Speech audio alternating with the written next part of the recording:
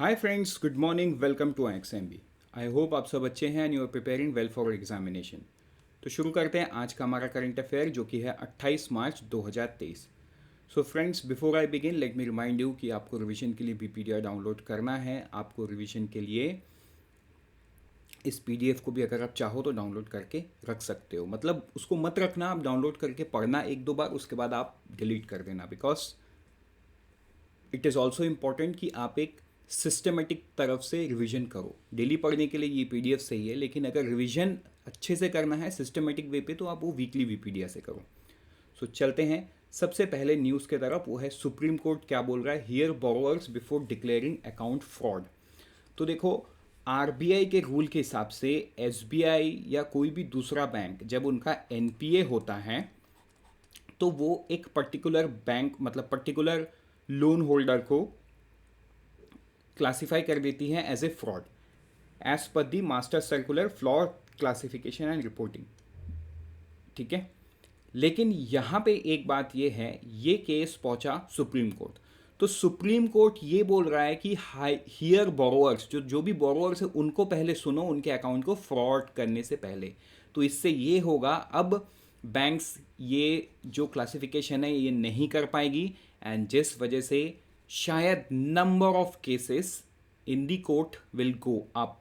क्यों? क्योंकि अब तो कोर्ट को हर वो अकाउंट जो फ्रॉड डिक्लेयर कर दिया गया है उसको सुनना पड़ेगा। ठीक है, तो ये तुम्हें समझना होगा। बाकी इस न्यूज़ में ऐसा कुछ नहीं है जो बहुत इनडेप्थ हमको एग्जाम पॉइंट ऑफ व्यू से समझना होगा। बस आप ये समझो कि ये कौन से मास्टर सर्कुलर से हुआ है, क्योंकि जब एमसीक्यू बनेगा तो छोटा एमसीक्यू बनेगा। ठीक है, तो ये अपील किसके इसमें हुआ है, एसबीआई के किसी एक अकाउंट के इस पे हुआ है, फ्रॉड क्लासिफिकेशन एंड रिपोर्टिंग। ठीक है, ये है तुम्हारा मास्टर डायरेक्शन। नेक्स्ट न्यूज़ भी इसी से रिलेटेड है, वो है bankers fear reopening of several cases which is very very obvious.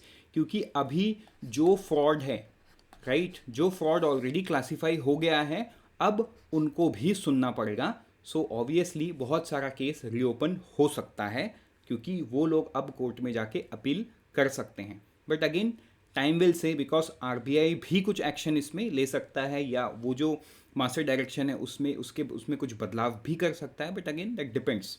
तो एज एन इन्फॉर्मेशन ये आप जान लो, लेकिन आपको पढ़ना क्या है यहाँ पे कि ये किसके इस पे हुआ है, फ्रॉड क्लासिफिकेशन एंड रिपोर्टिंग। ये मैं बार बार बता रहा हूँ क्योंकि एमसीक्यू बनेगा तो इस तरीके का एमसीक्यू बन सकता है आपके बैंकिंग एग्जाम। बाकी जो है ये तो दूसरे एग्जाम्स के लिए कुछ कुछ बन सकता है, यूपीएससी है या लीगल एग्जाम्स के लिए है। बट अगर बैंकिंग की बात करूँ तो मुझे बहुत ज़्यादा नहीं दिख रहा है इसमें से एमसीक्यू बनने का, इसको छोड़ के master circular.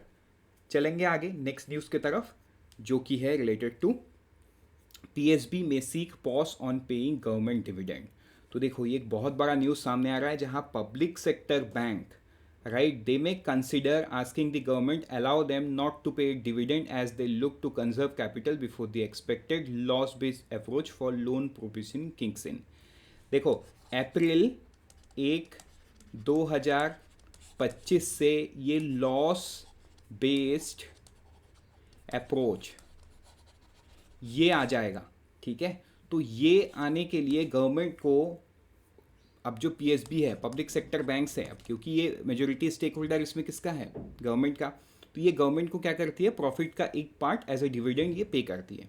So now they are seeking कि ये गवर्नमेंट को डिविडेंड ना पे करना पड़े, ताकि ये जो लॉस बेस्ड अप्रोच के लिए ये पैसा वो बचा के रख पाए, क्योंकि 2025 के पहले ये पैसा उनको रखना होगा। तो अभी सही समय है। एट प्रेजेंट क्या सिचुएशन है, bank makes provision on incurred loss that is once account is overdue for more than 90 days. जो एनपीए के लिए रूल है 90 डेज वही है। They set keep aside the capital known as provision, तो वो प्रोविजन करके रखते हैं, लेकिन लॉस बेस्ड अप्रोच एक दूसरा इस पे चला जाएगा। ठीक है, चलो बढ़ते हैं आगे नेक्स्ट न्यूज़ की तरफ है। First citizen acquires much of SVB. देखो, एसवीबी मतलब सिलिकॉन वैली बैंक, हमने देखा था कुछ दिन पहले कि silicon valley bank California based ये फेल हो गया है, राइट। अभी इस बैंक को एक्वायर कौन किया है, फर्स्ट सिटीजन। फर्स्ट सिटीजन नाम की एक कंपनी है, बैंक है, जिन्होंने क्या किया है, उन्होंने सिलिकॉन वैली बैंक को एक्वायर कर लिया है। बहुत बहुत इंपॉर्टेंट न्यूज़ है। तो ऐसा हो सकता है जो एसवीबी बैंक से जो खतरा दिख रहा था स्टार्टअप्स को, एंजल फंडिंग मतलब एंजल फंडर्स को, या जिसका भी अकाउंट था, ऑब्वियसली इंडियंस अकाउंट होल्डर्स भी थे वहाँ पे, राइट। तो वो सारे को हो सकता है आगे जाके एक रिलीफ मिलता हुआ दिख रहा है, बट अगेन दैट डिपेंड्स। आपको याद होगा कुछ दिन पहले इंडिया में भी ऐसा हुआ था, जब पीएमसी बैंक फेल होने को आया, तब इंडिया में दो लोग आके इनको रेस्क्यू किए, दो लोग आके इनको खरीद लिए, एक है भारत पे और दूसरा small unity finance bank, right. तो ये आपको याद रखना होगा, ठीक है। बढ़ते हैं आगे नेक्स्ट न्यूज़ की तरफ, वो है first quantum com link operational. तो देखो ये जो आईटी मिनिस्टर हैं अश्विनी वैष्णव, ये एक एक्स ब्यूरोक्रेट भी है ये, तो इन्होंने क्या बताया, क्वांटम कम्युनिकेशन लिंक ऑपरेशनल हो गया है, ठीक है। India's first quantum computing based telecom network link is now operational is the national capital, मतलब न्यू दिल्ली में ये हो गया है। अभी ये क्या है, क्यों लाया गया, ये बहुत ज़्यादा मतलब हमारे काम का नहीं है। क्यों? क्योंकि हम बैंकिंग एग्ज़ाम में हैं। बट ये आप समझो कि this is one steps towards moving to a better technology. मतलब इन्होंने ये भी स्टेटमेंट दिया कि जो चैट जीपीटी है उससे भी बेटर, मतलब या उसके कंपैरेटिवली एक टूल इंडिया में भी बन रहा है। सो अगेन दैट डिपेंड्स, वो जब तक बाहर नहीं आएगा तब तक मतलब it is just a comment. तो ये तुम्हें समझना है कि, क्योंकि देखो एक सिंपल क्वेश्चन आ सकता है कि इंडिया का पहला क्वांटम कम्युनिकेशन लिंक कौन से जगह पे ऑपरेशनल हुआ है। So it's in the national capital, ठीक है, न्यू दिल्ली। ये याद रखना होगा। चलो बढ़ते हैं आगे नेक्स्ट न्यूज़ की तरफ, वो है G20 ट्रेड फाइनेंस कॉरपोरेशन। तो इंडिया का पहला G20 trade finance corporation and investment working group meeting कहाँ पे है, मुंबई में है ऑन 28 मार्च, मतलब आज के दिन में ये मुंबई में हो रहा है, ये ध्यान देना होगा। बढ़ते हैं आगे नेक्स्ट न्यूज़ की तरफ, वो है जॉब अंडर DDU GKY। तो total 31,000 jobs, more than 31,000 jobs on the way under DDU GKY. Rural Development Ministry to sign MOU with 19 captive employer under recruit train and deploy model, ठीक है। Recruit करेंगे, उनको training देंगे, उनको deploy किया जाएगा, ठीक है। ये बहुत इंपॉर्टेंट न्यूज़ है। टोटल एम्प्लॉयमेंट है 31,067 rural youth under the Deendayal Upadhyaya Grameen Kaushal योजना। आप मुझे ये बताइए कमेंट सेक्शन में कि ये DDU GKY कब लॉन्च हुआ था। With this, let's move to the next news that is regarding economic growth.